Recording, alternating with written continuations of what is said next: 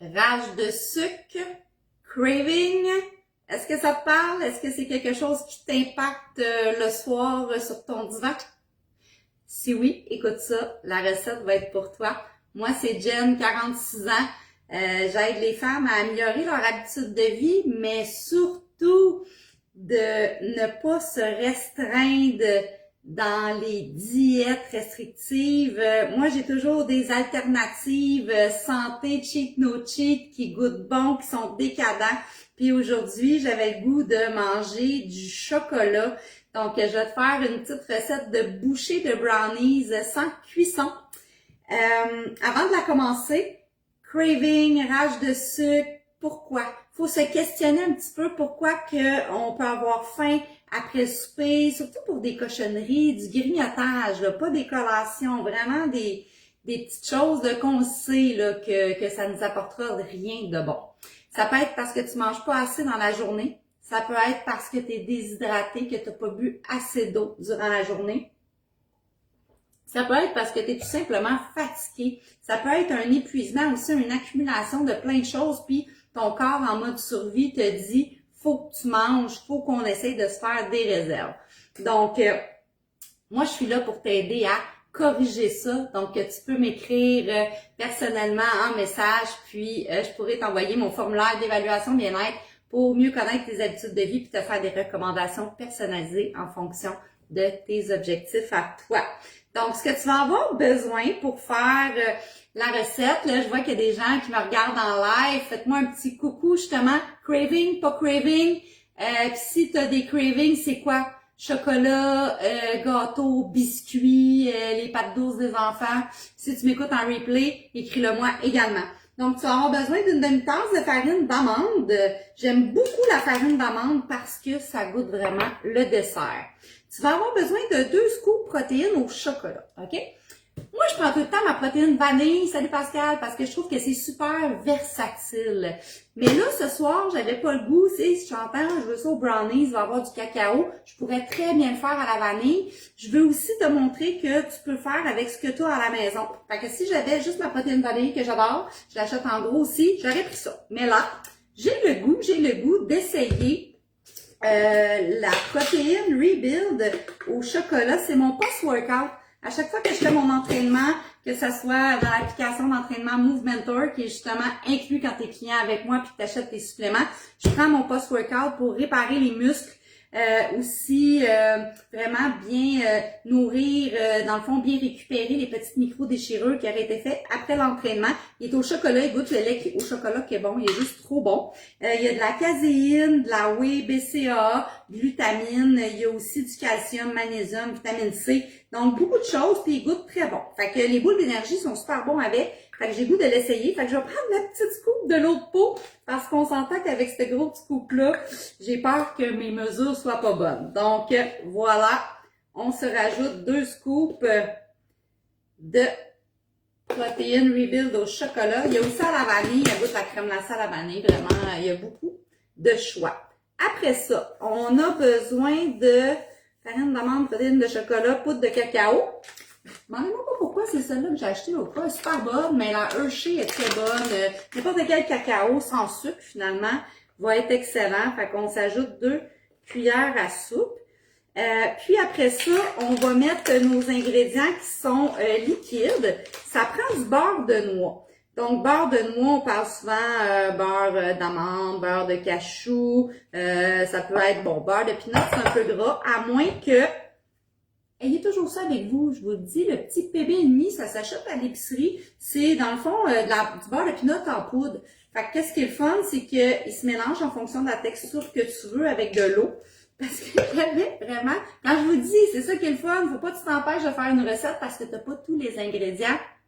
Tu m'écris puis je vais te trouver des alternatives. Fait que là, ici, j'ai vraiment un restant de pot de beurre d'amande. Quand tu dis restant de restant, là, je sais pas qu'est-ce que je vais faire avec ça. Fait que ce que je me suis dit, c'est que je vais mettre mon restant de PB, parce qu'il reste à peu près le 2 cuillères à soupe que je vais avoir besoin. Puis, je rajoute un petit peu d'eau pour, dans le fond, qu'il devienne comme une texture de beurre de pinot. Fait que, mettons, on va commencer avec une cuillère à soupe. que vous voyez, j'improvise, hein, parce que je voulais vraiment vous montrer ce qu'on peut faire d'intéressant. Je voulais pas tout le préparer d'avance, fait que tu le mélanges dans ton pot de restant de beurre de noix. Ça se mélange super bien, puis en même temps, ça te permet de tout gratter ton fond de pot. Je vais rajouter une petite peu d'eau, juste pour dire. Puis ces petites boules, ces petites boules d'énergie-là, là, ça fait longtemps que je les ai pas faites, puis je me suis rappelé que c'était vraiment comme, tu sais, t'as l'impression que tu vas grignoter, mais au moins c'est santé. Fait que c'est comme une petite bouchée de dessert, parce que des fois, après souper, c'est pas nécessairement comme un craving parce que t'as pas assez mangé. En tout cas, moi, j'aime ça finir avec un petit sucré. Fait qu'au lieu de tomber dans les cochonneries, tu sais, fait que là, regardez, j'ai cette texture-là. Elle est un petit peu épaisse, je trouve, encore. On va mettre une soupçon, tu sais, tu y vas à l'œil, là. Boum! Fait que là, on va rajouter 2 cuillères à soupe de beurre de noix. Après ça, 2 cuillères à soupe de miel. Et voilà. Texture, vous voyez. Fait qu'on a besoin de 2 cuillères à soupe. Moi, j'aime ça des fois me laisser aller et pas trop mesurer, mais en pâtisserie, ils disent tout le temps, faut mesurer parce que surtout des boules d'énergie, des petites mini bouchées, si c'est trop mou, c'est moins fort. Bon, on rajustera après au pire. Donc, mon 2 cuillères à soupe est fait. Là, on va prendre le miel. Moi, j'aime beaucoup me ramener du miel de voyage. Donc, essayez pas de retrouver le pot à l'épicerie. Il vient du Mexique. Merci, maman. Tiens, 2 cuillères à soupe de miel. Après ça, ça va prendre 2 cuillères à soupe d'eau. Parce qu'on s'entend, on a quand même mis de la poudre de protéines aussi là-dedans. Fait qu'on veut que tout soit bien dissous. Je lis en même temps ma recette. Bon, cool. Super. On ferme ça. 2 cuillères à soupe d'eau. Après ça, vous allez avoir besoin de chipettes de chocolat noir, s'il vous plaît. Puis si vous pouvez choisir les chipettes de chocolat, ils sont souvent plus en morceaux, là, les 70% au moins.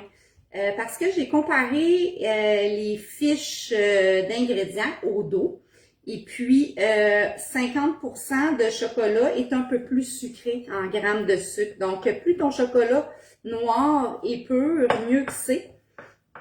Puis, by the way, si vous avez un peu de difficulté à interpréter les étiquettes derrière les aliments, j'ai fait un post hier avec un exemple super simple que je vous ai vraiment simplifié. Calories, quantité, protéines, fibres, quoi regarder. Tiens, vous voyez, ici, là, on se fait une pâte. Comment je pourrais vous décrire ça? Une pâte quand même très consistante, OK? Et oui, on va rajouter nos chipettes de chocolat. Chocolat noir. Là, ils disent une demi-tasse. Je trouve que c'est un peu beaucoup. Je trouve que c'est un peu beaucoup. On va mélanger.